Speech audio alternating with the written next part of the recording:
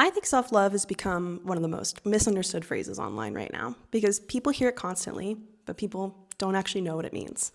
But if I'm being really honest, a lot of it gets called self-love, isn't actually self-love at all. Hi, I'm Stephanie, and I've helped thousands of people as a certified Ascension coach over the last 8 years learn to love themselves and ascend their lives into more love, happiness, safety, and authenticity. Some people think that self-love means confidence, independence, bubble baths, spa days, and treating yourself. Some think it means just doing whatever makes you happy all the time. But real self-love goes so much deeper than that. It changes how you treat yourself internally. It changes what you tolerate. It even changes whether you abandon yourself or stay connected to yourself when things get hard.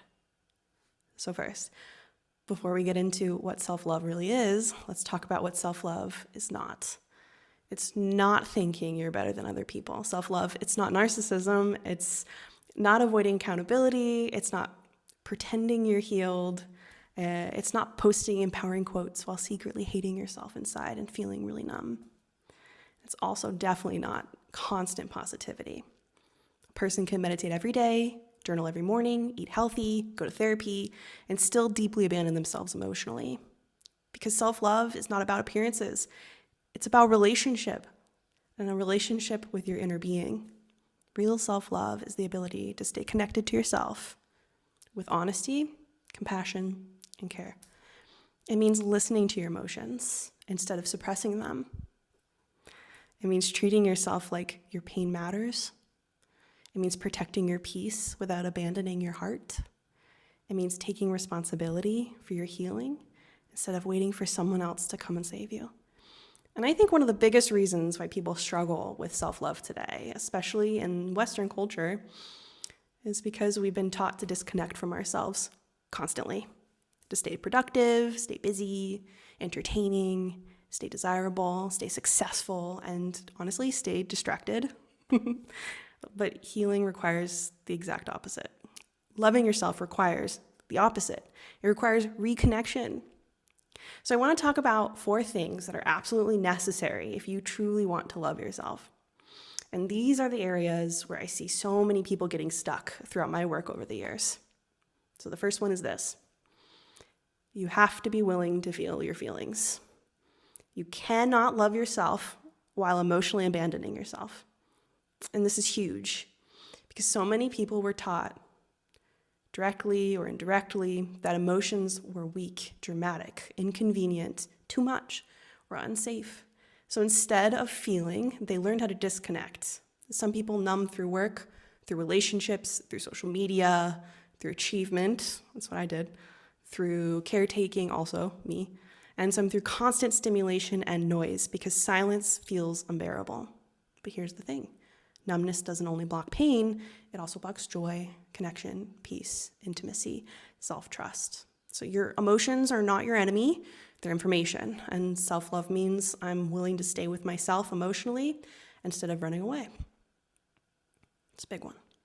2, the second thing is you have to stop building your identity around external validation.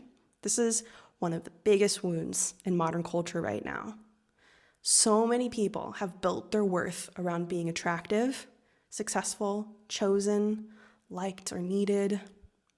And then when the validation disappears, they collapse internally because they were never taught how to value themselves from within.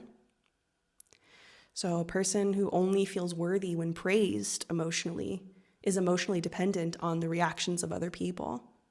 They make others the source of their good feelings instead of giving that to themselves. And that creates exhaustion, chronic illness, anxiety, and self-abandonment. Because now your nervous system is constantly scanning. Am I enough yet? Do they approve me?